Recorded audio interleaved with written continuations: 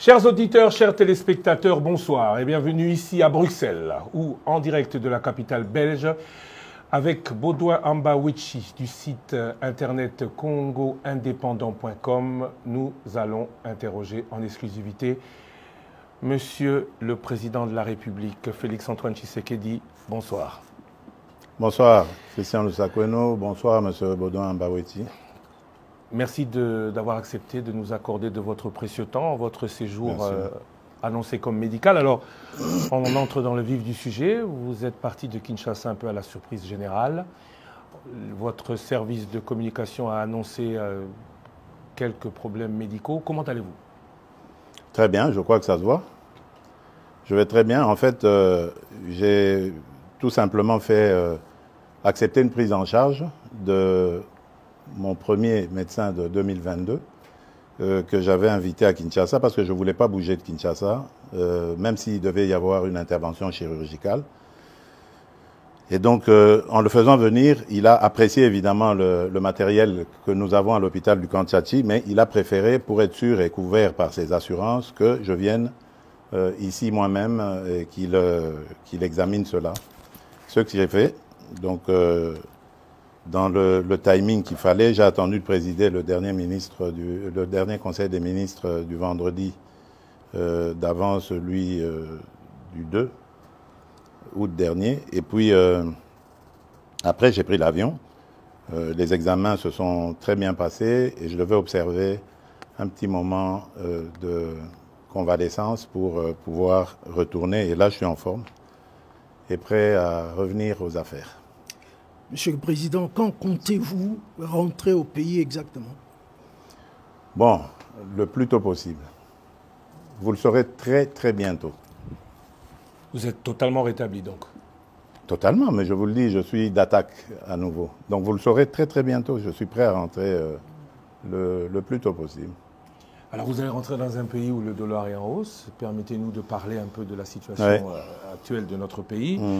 Dollar en hausse, pouvoir d'achat en baisse. Que fait le président de la République, candidat élu il y a 8 mois aujourd'hui, réélu président de la République? Qu'en dit-il? Il se solidarise évidemment avec la population. Je sais que ça fait partie d'un de mes engagements, celui de réduire le pouvoir d'achat. Et la première ministre, Madame Judith Souminois, est très très bien outillée et instruite pour faire face à ce genre de choses. Hier, il y a eu la commission ECOFIR qui s'est réunie sous la présidence du vice-premier ministre, ministre de l'économie, M. Moukoko Samba, et qui a pris un train de mesures qui, je suis certain, vont baisser la tension sur les marchés. Et à propos du dollar, bon, c'est le combat habituel. Vous savez, nous avons une économie fortement dollarisée qui dépend beaucoup de toutes les fluctuations de cette dernière monnaie. Et nous essayons de prendre des mesures assez urgentes, mais qui seront difficiles évidemment à mettre en œuvre parce qu'il faut inverser la tendance actuelle à faire dépendre notre économie de l'importation en produisant localement. C'est pour ça que nous avons un fameux programme très ambitieux d'ailleurs agricole pour essayer de nous mettre à l'abri de ce genre de choses. Et il y a des inspecteurs aujourd'hui, des inspecteurs économiques qui sont lancés sur les marchés pour surveiller aussi la façon dont les prix sont fixés. Parce qu'attention, ça peut aussi être une cause ou une raison de sabotage. Vous savez que nous sommes un pays en guerre. Nos ennemis essayent de nous déstabiliser de toutes les manières qu'ils soient. Ils le font par la guerre et peuvent le faire autrement aussi par la hausse des prix. Ennemis internes et externes, j'entends, parce que beaucoup de ceux qui nous combattent à l'intérieur sont passés par les affaires dans ce pays, détiennent beaucoup de mécanismes pour jouer aussi sur les prix. Donc c'est un combat en permanence. Moi, ce que je veux dire à nos compatriotes, c'est que ça fait partie de mes 6 engagements. Qu'ils ne me jugent pas maintenant. Nous venons à peine de nous installer. Vous avez vu tout ce remue-ménage qu'il y a eu depuis les élections. Le gouvernement souminois ne vient vraiment que de prendre les choses en main, qu'il continue à nous faire confiance. Ils m'ont fait confiance le 20 décembre 2023. Eh bien, qu'ils continuent à me faire confiance. Je respecterai mes 6 engagements jusqu'au dernier. Monsieur le Président, j'ai une question un peu dérangeante. Écoutez, si vous la trouvez dérangeante, peut-être pas pour moi, hein, allez-y. Vous avez été élu brillamment avec 73%. Bien sûr. Et à l'époque, il n'y a pas eu de sondage d'opinion, mais votre cote était très haut. Mais depuis lors, il y a comme, le mot peut-être est fort, un désamour à votre égard. Désamour, je ne dirais pas. Je n'ai pas fini ma question. Ah, pardon. Lorsqu'on parle avec des gens, oui. Ils vous disent, je suis tshisekédiste, mais Étienne. Mais pas tshisekédiste Félix. Il a oublié ce que papa avait dit, le peuple d'abord. Qu'en dites-vous? Bon, d'abord, je respecte leur choix. C'est la démocratie. Moi, je n'ai jamais exigé à quelqu'un de m'aimer. C'est d'une part. D'autre part, je dirais que la politique n'a jamais été statique. La conjoncture aussi, d'ailleurs, en conjoncture économique et autres, ça n'a jamais été statique. Tout bouge, tout est dynamique. Et donc, dans la vie d'un État, où la vie d'un État n'a jamais été un long fleuve tranquille, il y a des hauts et des bas. Surtout nous, qui sommes exposés aujourd'hui à d'autres difficultés nous imposées, comme la guerre à l'Est. Donc ça ne peut pas être facile. Mais le mieux à faire, pour moi, c'est déjà d'accepter d'affronter ces défis. Et de croire qu'on va les relever. Parce que j'y crois. Il y a de la stratégie derrière. Ne vous en faites pas. Ceux qui disent que j'ai oublié le peuple d'abord se trompent complètement. Parce que je dors et je me réveille en pensant au peuple congolais. J'en prends même sur ma santé tellement que c'est le premier de mes soucis. Donc j'espère qu'en 2028, lorsque nous ferons le bilan, ceux qui disent que je me suis éloigné de Tshisekedi Étienne auront le courage de revenir sur leurs propos. Parce que c'est ce qui se passera. Vous aviez 6 engagements. Vous avez aussi dit que vous allez monitorer le gouvernement. Bien sûr. Est-ce qu'on doit attendre 2028 pour faire le bilan? Non, non.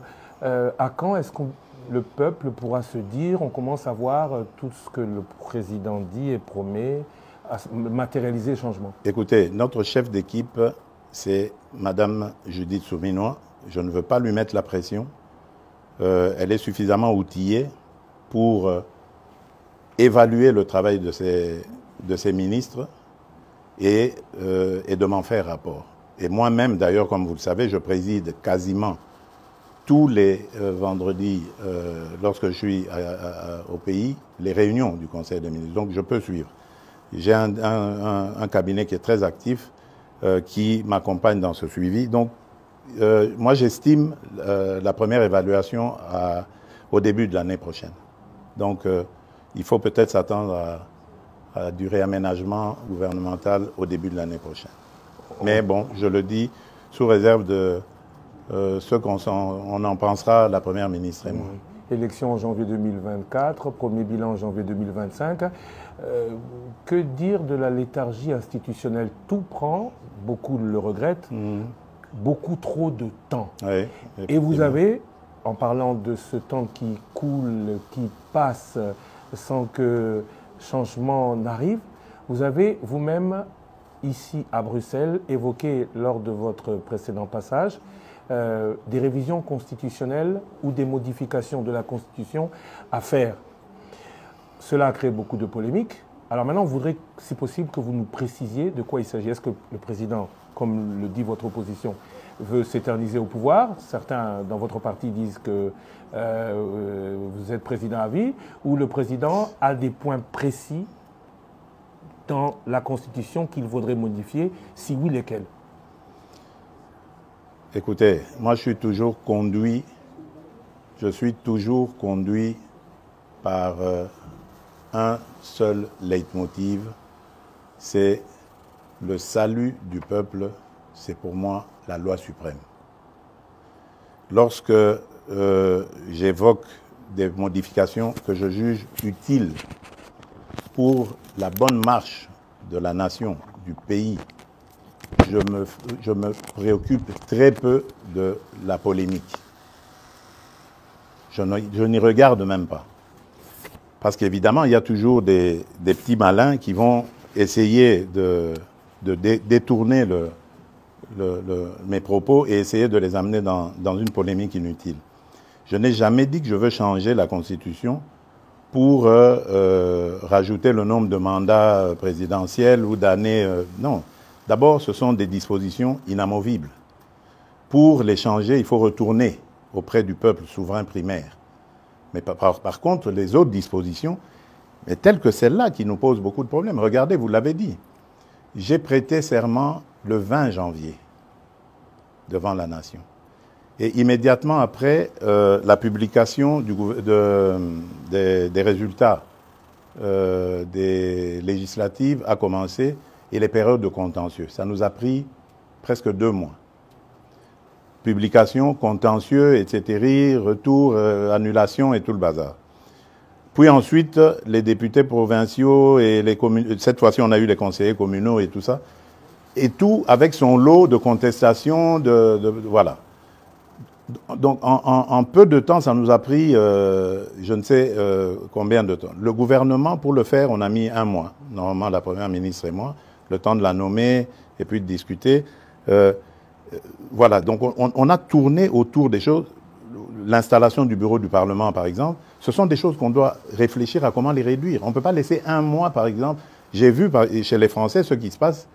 Dès qu'on a le Parlement, enfin l'Assemblée nationale, ils ne prennent pas beaucoup de temps pour la validation de mandat. Mais chez nous, on prend 1 mois. Alors que les sujets à traiter pendant cette période ne sont pas nombreux. Il y a juste la validation de mandat que le bureau a et l'installation du bureau définitif. Mais pourquoi ça doit prendre 1 mois? Ça peut se faire en 2 jours. Ce sont des choses comme ça qu'il faut revoir, réduire, etc. Autre chose, par exemple, qui me motivait à vouloir ce changement de constitution, enfin des modifications dans la constitution, c'est la désignation des gouverneurs. Je trouve que la désignation des gouverneurs aujourd'hui fragilise nos provinces.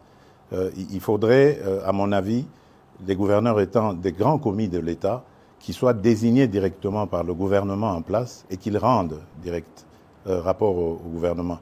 Les sanctions, on peut imaginer comment les prendre en cas de dérapage, mais lorsqu'on laisse à la vindicte des parlementaires provinciaux, des députés provinciaux, la gestion comme ça des gouverneurs, moi je crois qu'on a un problème encore de culture politique au Congo. Nous n'avons pas besoin d'aller aussi vite. Ça, c'est pour les pays qui sont outillés dans la démocratie, dans la gestion de la chose publique. Nous avons encore besoin d'apprendre et on doit y aller étape par étape.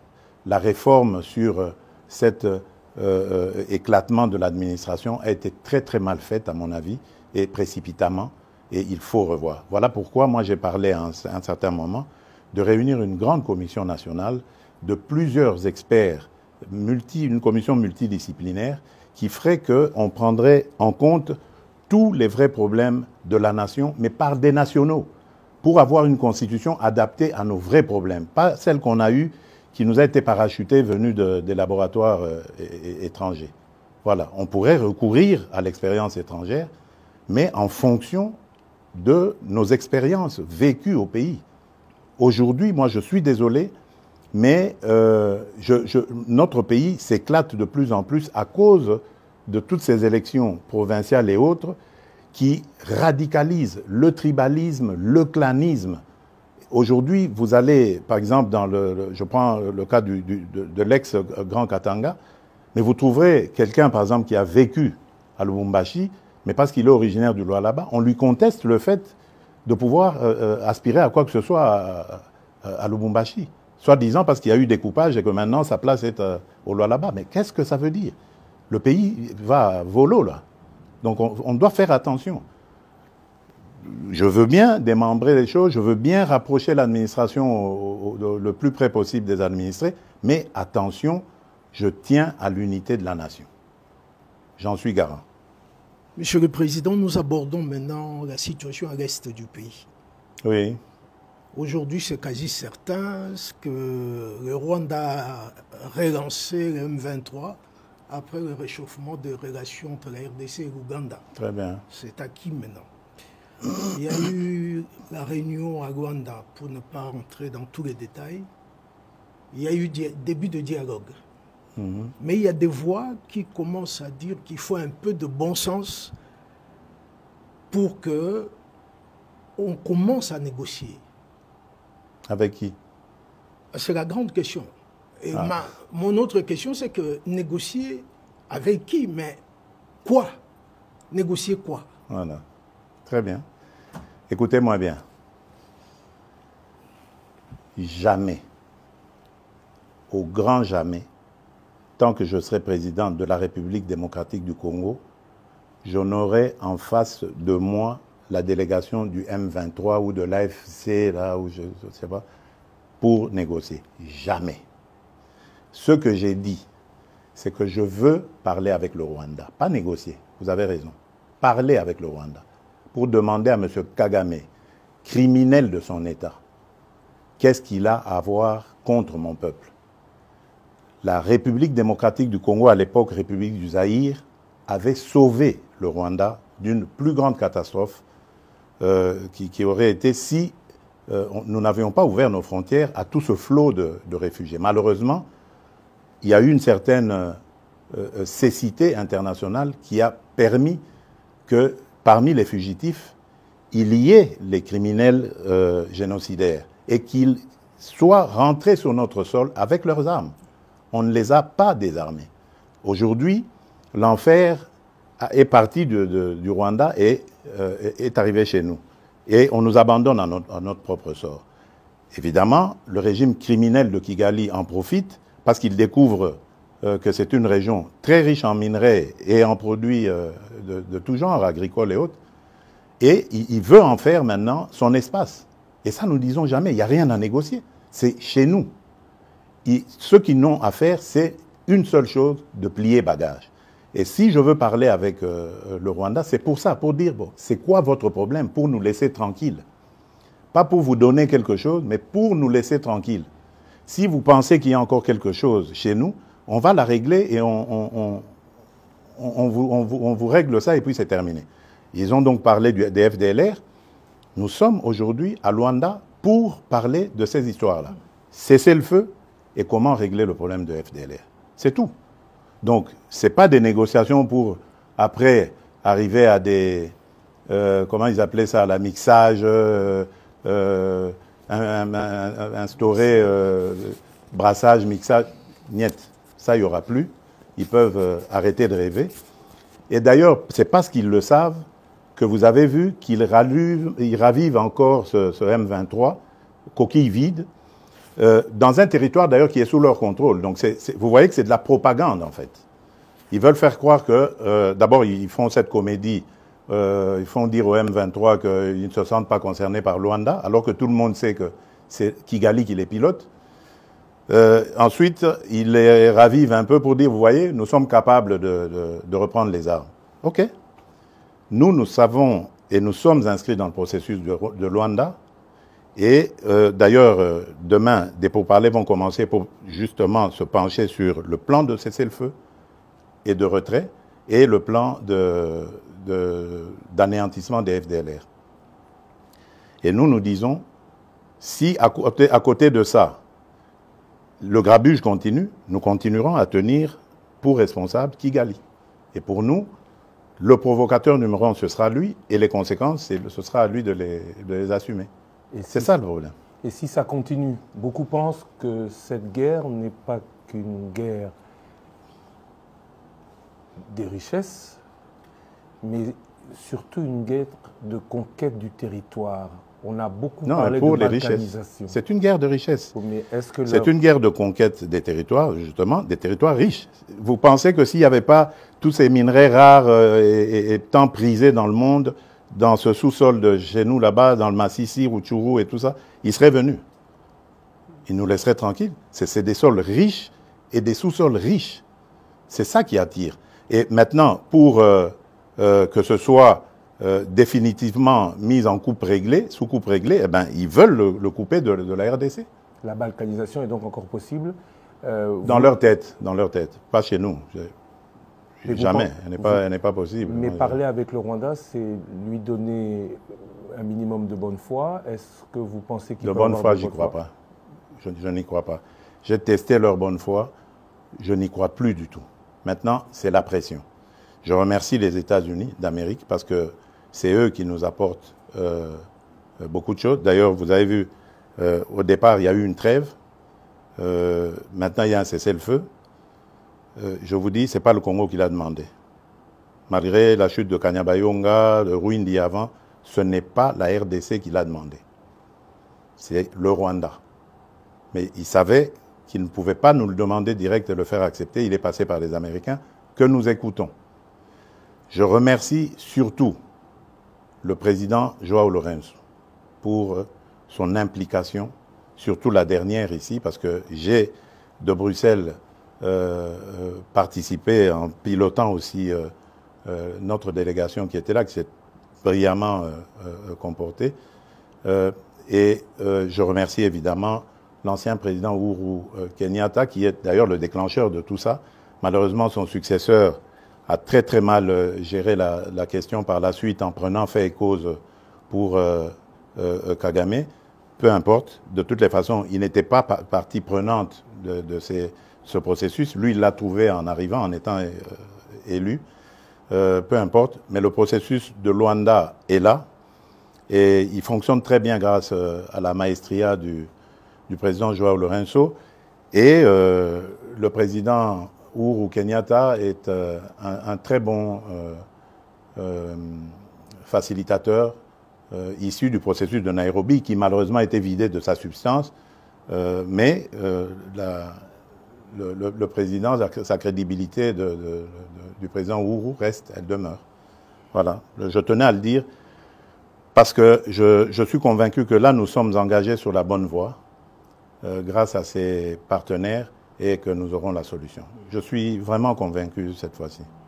Après la situation là, je voudrais parler avec vous de tous ces scandales financiers, avérés ou supposés. Mmh. Ce qu'on constate surtout, c'est qu'il n'y a aucune poursuite judiciaire ou suspension de qui que ce soit. Pourquoi la justice ne répond pas?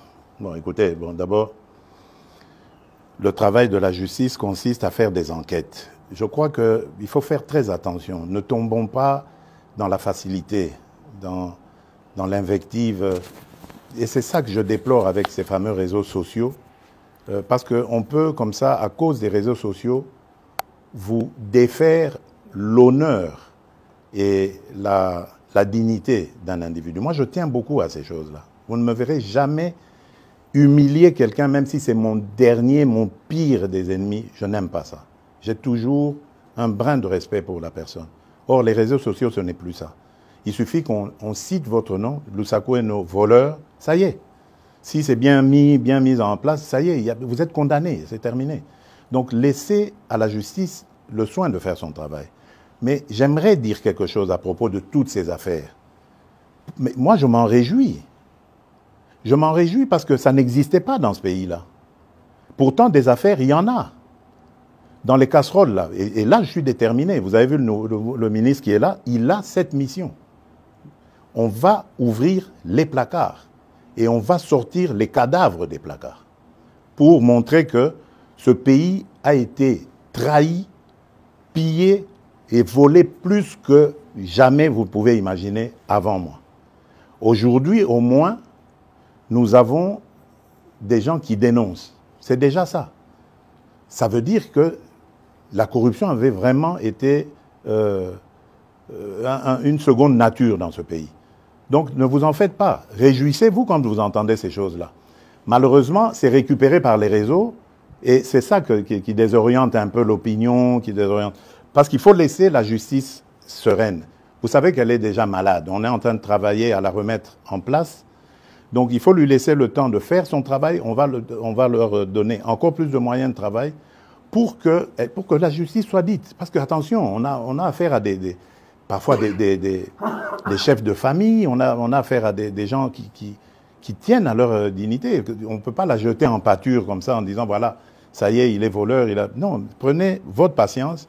Jamais justice n'a été expéditive. Regardez, dans nos pays à tradition démocratique ici, il y a des procès qui durent 10 ans, 15 ans de corruption. Mais pourquoi est-ce que vous voulez que, parce qu'un nom a été cité, le lendemain, il doit être condamné? Mais non. Il faut lui donner les moyens de sa défense et voir comment ça va se passer. Monsieur le Président, vous avez cité le ministre de la Justice sans le citer. Justement, je voudrais poser une question à son sujet. Ouais. Sa nomination en tant qu'opposant a surpris agréablement beaucoup de gens. Très bien. Est-ce qu'on peut interpréter ça comme une ouverture aux forces de l'opposition? Bien sûr. Est-ce que c'est un jargon que vous passez? Bien sûr. Pour dire que vous voulez rassembler... Bien sûr, c'est une ouverture, bien sûr. Dernièrement, j'ai reçu, pour l'anecdote, les évêques de la Cinco, le jour où ils ont élu leur nouveau président, leur nouveau bureau. Et dans nos discussions, je ne vais pas les dévoiler ici, mais il y a eu une demande allant dans ce sens. Mais ma réponse était claire. J'ai dit, mais Seigneur, je suis à votre disposition. Je ne demande que ça. Mais dites-moi, comment vais-je m'y prendre? J'ai pris l'exemple que de trois opposants. J'ai commencé par Martin Fayoulou. J'ai dit, mais il n'a jamais reconnu les résultats des dernières élections. Comment est-ce qu'il acceptera ma main tendue? Moïse Katumbi était prêt à faire la même chose, ou il avait même fait la même chose, mais grâce, évidemment, à la pression des siens, il a accepté qu'il rentre dans les institutions, mais lui reste borderline. Joseph Kabila, n'en parlons pas. Lui, il a carrément boycotté les élections et prépare une insurrection, parce que l'AFC, c'est lui. Donc, dites-moi, je fais quoi? Je n'avais pas eu de réponse. Mais j'ai parlé d'autres qui sont plus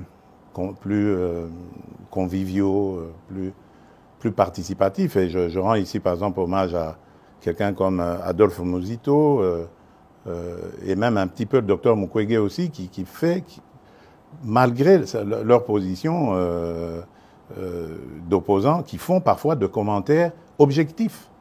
Quand quelque chose va, ils applaudissent, ils sont contents.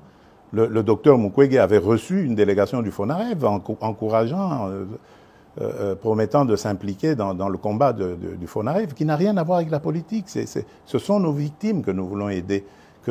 Ce sont ces monstruosités que nous ne voulons plus revoir dans notre pays. Voilà un patriote qui se dit, au-delà de mes penchants politiques, j'y vais. J'aurais aimé que tout cela vienne se dire, on nous attaque par le Rwanda injustement, liguons-nous autour du président et combattons. Mais non, malgré ça, il y en a qui collaborent, l'AFC collabore avec le Rwanda contre la République démocratique du Congo. Moussa Muzito, hommage à lui, lorsque nous avons terminé la 6e revue avec le FMI, premier fait dans l'histoire de la République démocratique du Congo. Jamais les revues avec le FMI n'avaient été jusqu'à leur terme dans notre pays. C'est la première fois que ce gouvernement arrive et c'était sous la direction du ministre des Finances, Nicolas Kazadi, que l'on jette en pâture aujourd'hui. Mais Adolphe Muzito m'a envoyé un message de félicitations. Et lui, il est très bien outillé pour savoir ce que ça signifie. Vous voyez, mais il n'est pas au gouvernement, il n'a pas de privilège, il reste objectif. Ça, c'est des vrais hommes d'État. C'est ça que nous devons voir dans notre pays. On parle de l'opposition, je voudrais un peu parler du parti au pouvoir. Bien sûr, oui. Crise à l'UDPS, appel à la médiation du président qui est au-dessus des partis. Alors le président fait quoi? Le président dit quoi? Parce qu'il a quand Le même président, encore c'est le cœur à l'UDPS. Bien sûr, bien sûr. L'UDPS, c'est mon école. Et je suis issu de là. J'ai fait toutes mes classes politiques à l'UDPS. Le président n'est pas inquiet du tout. Je me réfère d'ailleurs à un terme qu'aimait beaucoup utiliser mon mentor, notre leader historique, Étienne Tshisekedi, qui appelait ça vitalité démocratique. Donc, de ce choc des mots jaillira la lumière. La seule chose que je déplore, c'est ce que j'ai dit tout à l'heure, c'est l'usage des réseaux sociaux. À l'époque, quand nous nous battions comme ça, on le faisait dans des salles entre quatre yeux ou sur le net, mais entre nous, sur nos sites, comment on appelait ça encore, là, les sites de discussion qu'on avait à l'époque, quand on n'avait pas encore ces réseaux sociaux. Et c'était bien, ça se passait, c'était chaud, bien sûr, bouillant, mais démocratique. Et ça terminait toujours par s'arranger. Et je vous promets, ça va s'arranger. Je ne suis pas du tout inquiet. C'est des choses qui arrivent. Je ne veux pas, en tout cas, que ça prenne des allures du genre de ce qu'on a vu avec les forces du progrès, que je condamne complètement. Mais je tiens à ce que... enfin, je suis sûr plutôt que les choses vont rentrer dans l'ordre. Pas de problème. Je voudrais aborder une question que vous connaissez et maîtrisez très bien, les relations avec la Belgique. Oui, bien sûr. C'est mon autre Congo. Hein, voilà, justement, en 2019, vous avez justement dit que c'est l'autre Congo pour vous. Mais, Monsieur le Président, depuis que vous êtes au pouvoir, on ne sent pas un resserrement des relations entre les deux pays. Ah, ça, je ne sais pas par quoi vous voulez le voir. Vous. Il y a une ambiance de ni guerre ni paix. Et on ne sent pas un engouement des investisseurs belges à aller chez nous. Oui, mais... Est-ce que c'est toujours le problème de climat des affaires? Je crois qu'il y a un peu des deux. Vous avez raison. Attention aussi, ce sont des gens qui doivent être sûrs de leur mise. Hein? Donc ça veut dire que quelque part, peut-être, que nous n'avons pas encore émis suffisamment de signaux rassurants sur le climat des affaires. D'ailleurs, pendant que je suis ici, j'ai été interpellé par un message de l'ambassadrice belge à Kinshasa sur un sujet belge qui a été victime de tracasseries d'un ancien ministre du régime passé qui était à l'urbanisme ou aux affaires foncières et qui l'a mis dans de sales draps aujourd'hui. Donc vous voyez que même les affaires d'il y a plusieurs années continuent à avoir des effets aujourd'hui. Donc nous avons peut-être un travail, et si celui-là, ce monsieur belge, vient en parler à ses amis ici, ils vont mettre la pelade douce avant d'y aller. Il y a de l'attrait, on sent que les choses bougent, mais je crois que de part et d'autre, il faut faire des efforts, surtout se rassurer. Ça, c'est d'une part. D'autre part, attention, il y a aussi une réalité en Belgique. La Belgique, il ne faut plus la voir comme l'ancienne Belgique qui était, qu'ils appelaient eux-mêmes la Belgique de papa. La Belgique aujourd'hui, elle s'est très fortement communautarisée et même dans leur système d'exportation, de business, de commerce avec l'étranger, ils le font plus par des communautés. Donc c'est à nous aussi d'adapter notre diplomatie à ce niveau-là. Et je suis en train même de réfléchir à voir comment, avec nos compatriotes de la diaspora, avoir des diplomates qui parlent très bien le néerlandais, qui parlent très bien le français, qui parlent bien l'allemand pour la région germanophone, et qui se mettent en contact justement avec ces gouvernements communautaires pour voir les rapprocher les uns après les autres. Donc il y a un travail complet à faire. Mais quant aux relations, je vous rassure, elles sont excellentes. Il ne se passe pas, je dirais, 6 mois sans, par exemple, que le roi des Belges et moi nous passions un coup de fil. D'ailleurs, nous avons un rendez-vous programmé déjà pour septembre prochain ici en Belgique. Donc ça se passe très bien. Au niveau du gouvernement, même chose. Celui que j'appelais affectueusement mon cousin, Alexander De Croo, nous ne rations aucune occasion pour nous appeler. Et même à chaque fois qu'on se retrouvait à l'Assemblée générale des Nations unies, la Belgique, la représentation de la Belgique organisait toujours un petit déjeuner, ou un déjeuner même d'ailleurs, auquel nous parlions de nos problèmes. Donc ça va, vraiment dans l'ensemble ça va. Et j'y tiens, je tiens vraiment encore à améliorer cette relation. Mais comme j'ai dit, nous devons faire des efforts de part et d'autre. Attention, le Congo, c'est vrai, c'est une très belle femme, très attirante, mais en même temps aussi très convoitée et peut-être pas très présentable encore. Donc nous devons soigner sa présentation. Monsieur le Président, merci beaucoup. Merci Bodoamba Wechi du site Internet Congo Indépendant d'avoir été avec nous aujourd'hui pour cette émission exclusive. Merci à vous. Bon retour. Soki Okoye Bisso, il faut quand même qu'on termine en lingala pour les Congolais qui nous suivent, même si le lingala de M. Ambawichi est peut-être un peu mieux élaboré que moi, encore que j'en Moi, doute. je crois que oui. Vous rentrez aux Ozonga, Kinshasa, Kisangani vous a attendu. Est-ce qu'on va vous y voir? Vous aviez dit l'intérieur du pays, vous allez beaucoup pratiquer pendant ce deuxième mandat. Quel est votre programme une fois de retour au pays? Oui, bon, nakozonga mboka, en tout cas, na mikolo mike, bangonga mike kutu na koloba, o ezali liboso awa.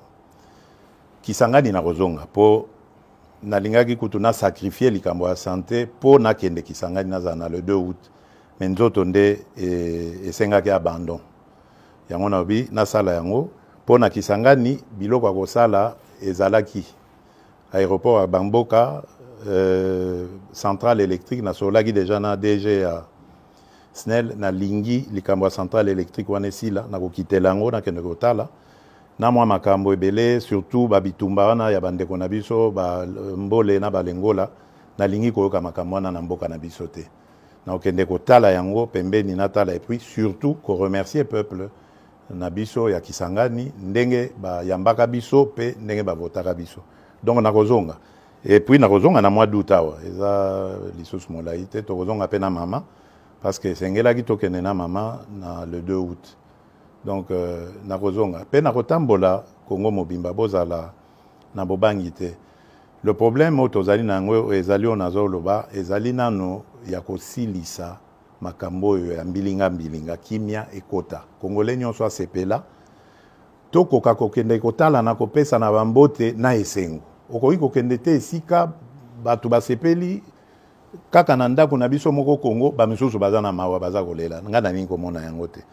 Na tie nanu makasi na nga mayele na ngai na kosilisa likambo monguna akotiseli biso moto oyo azokotisela biso na mboka sima na yango tokosala tozana na bambula ti na 2028 likambo banga eza wana ta. Monsieur le Président, je vous remercie. Merci à vous, chers auditeurs, chers téléspectateurs, d'avoir en direct, ici, à Bruxelles, suivi cette émission exclusive. L'actualité continue sur votre radio et sur les réseaux sociaux de Top Congo FM.